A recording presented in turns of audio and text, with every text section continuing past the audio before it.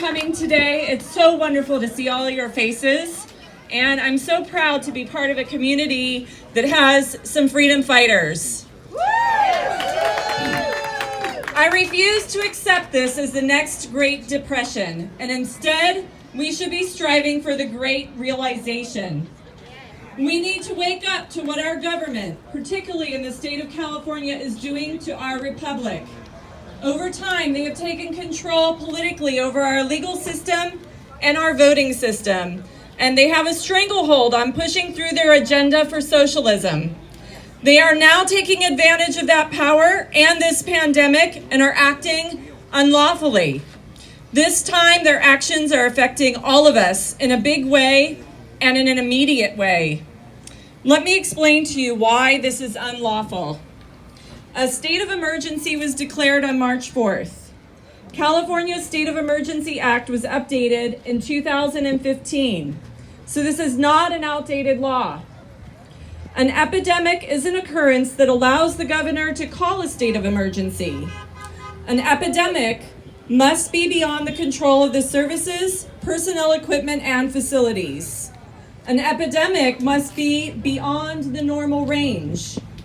We have 40 million residents in California. We have seen 3,032 COVID deaths versus 6,000 flu deaths this season. That is hardly an epidemic. We know now. It's not an epidemic.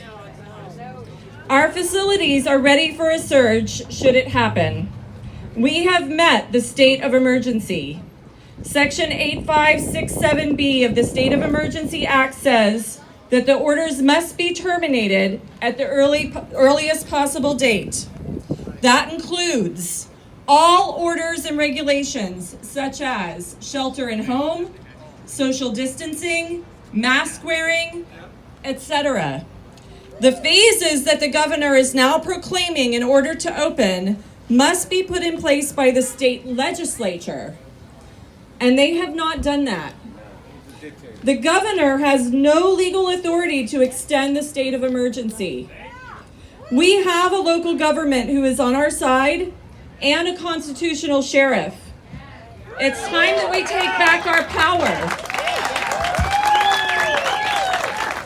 And it's time that we stop allowing our state government to have power that they don't have. We have the power in our masses. Let's take it. William Faulkner said it best when he said, "We must be free because we claim freedom, but because we practice it." Let's practice our freedom like we are today. This is not just important because of what it is doing to our economy. The resistance keeps saying that we are putting the economy before lives. This is ridiculousness. People are dying from the shelter-in-home order at a greater rate in our area than of COVID. Let me tell you what else it is doing. Social isolation has a real negative effect on everyone, but especially on children. Children who experience social isolation tend to have lower educational attainment, be part of a less advantaged social class in adulthood, and are more likely to be psychologically distressed in adulthood. Why does that matter now? Because we are rewiring their brain in a way that will have long-term effects. Let me explain further. Social interaction is a basic human need. When made to isolate, the body perceives a threat. The brain then releases stress hormones such as cortisol. This can have an impact on developing cardiovascular disease, elevated blood pressure, illness, cognitive deterioration, and early mortality later in adulthood. The hormones being released into the brain affect the prefrontal cortex, which is responsible for planning, higher level thought, and social interaction. For so many reasons, we cannot allow this to continue. It is damaging us. It is damaging our children's future. We are in a war for our lives. It is time to stop sitting on the sidelines and start rising up. Keep going to the protests. Flood the phone lines and emails of all of your local and state representatives. Open up your businesses. Get out and see who is open and give your business to those that are brave. Stand up for your rights. It is time, not tomorrow, not next week, not June 1st, today, right now. Let's open our businesses.